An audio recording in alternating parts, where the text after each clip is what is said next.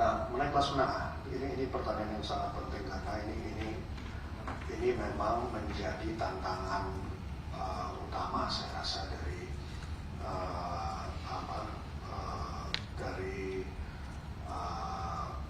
bisa tidaknya atau ekonomi kita, kesehatannya seperti apa ke depannya secara kedepannya.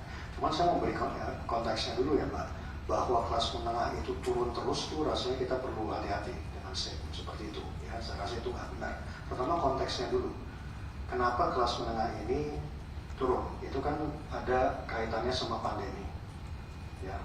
Kaitannya kan waktu tahun pandemi besar yang tadinya ini ya mungkin Mbak sendiri mungkin punya teman-teman sendiri yang tadinya punya kerjaan di mana tiba-tiba entah mungkin masih employed saat ini cuma nggak sebaik masa pre-pandemi ya. Nah itu konteksnya kan itu dulu ya. Jadi jangan dianggap bahwa ada kebijakan tertentu yang kurang atau apa tiba-tiba kita kelas menengahnya turun terus, itu kan ada konteksnya. Tapi namun jelas bahwa kalau dilihat dari beberapa matriks, memang yang namanya discretionary spending dia perlu kita perhatikan terus ya Pak ya. Karena itu kita bisa melihat dari discretionary spending dari kelas menengah tadi. Nah, tadi pembahasan saya itu memang kita harus hati-hati. Kelas menengah lebih ke sekarang discretionary spending ini di-shift ke makanan ya, kira-kira gitu ya Pak ya.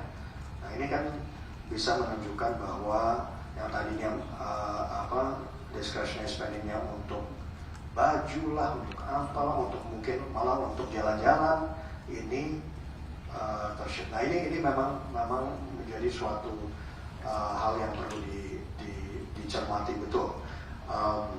Saya rasa ini menjadi PR kepada pemerintahan Pak Prabowo yang utama, bagaimana supaya kita mencari solusi-solusi jangka panjang ya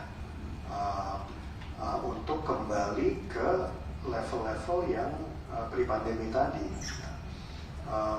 Tapi sekali lagi saya mau menggarisbawahi bahwa tantangan-tantangan tersebut yang dihadapi oleh kelas menengah ini itu bukan karena kebijakan yang kurang atau apa gitu loh ya. Kita harus lihat dari konteks pandemi tadi. Kalau yang namanya kelas yang paling rentan itu kan memang dibantu oleh Pelinsos ya kan.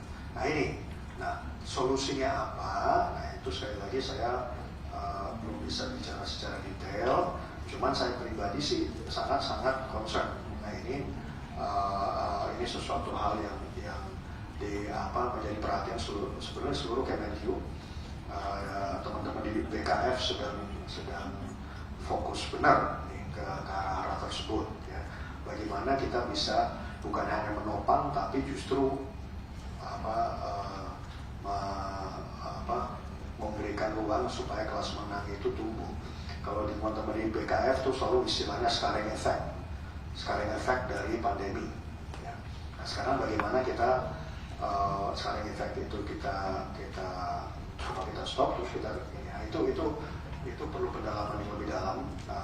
Makanya saya bilang ini suatu pertanyaan yang sangat baik, tapi itu menjadi fokus yang sangat penting karena kita tahu bahwa kelas menengah ini perlu perhatian khusus.